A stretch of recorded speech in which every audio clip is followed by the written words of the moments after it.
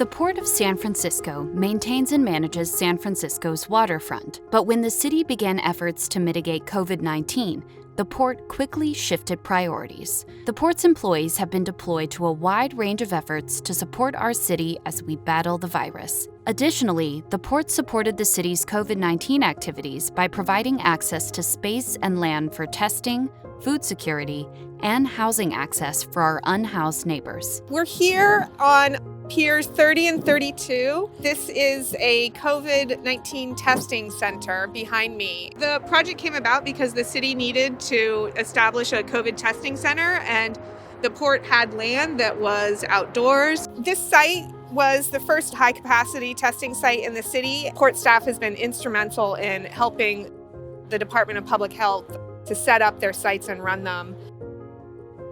What you're seeing behind me is the San Francisco Marin Food Bank operation at Lot A. Port was approached by the Giants about waiving the rent for the food bank. We came together with the Port of San Francisco and said, okay, let's make this work, because this is the most important need in our community right now, is making sure that everyone is fed.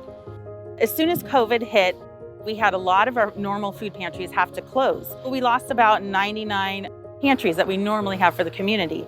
Lot A provided a great location. It's a lot of space, so it allows for social distancing. We're in the Mission Bay neighborhood where we don't have a food pantry. There's a lot of families in need, so this is a very crucial space for us to have emergency pop-up food right now for the community. We're serving almost 2,000 people a week. We are at Seawall Lot 344. It was developed to be an industrial parcels for industrial uses. Due to this emergency pandemic situation, we have constructed a shelter-in-place location for 120 RVs and travel trailers. By April 6th, we had just created a site plan just to show what it could look like. And within 45 days of that first concept, we had an operating shelter. People who are not sheltered in the District 10 area are prioritized for this site. And this is the Central Waterfront Navigation Center. And then we have a second navigation center, the Embarcadero Safe Navigation Center, across from Piers 3032. The navigation centers are meant to provide wraparound services for individuals experiencing homelessness. In support of the city's COVID response, they had to reduce capacity to ensure social distancing. The Department of Homelessness and Supportive Housing came back to the port and requested that we amend the MOU for another purpose, which is COVID negative. So individuals that are confirmed COVID negative, that they've been tested, and there's protocols in place to keep them safe. This project and other projects at the port related to COVID make all of us, I think, feel really proud that we are able to contribute to, in a big way, to help people get tested, to help people get shelter, to help people be able to feel normal again just by going out and sitting at a restaurant outside, in safe conditions. I'm most proud of the all-hands-on-deck response from port staff. This is an unprecedented situation that we're in. The port's provided dozens and dozens of disaster service workers to the Emergency Operations Center. The port staff has stepped up in response to the COVID-19 pandemic, working day and night to ensure that San Franciscans get these essential services during this public health crisis.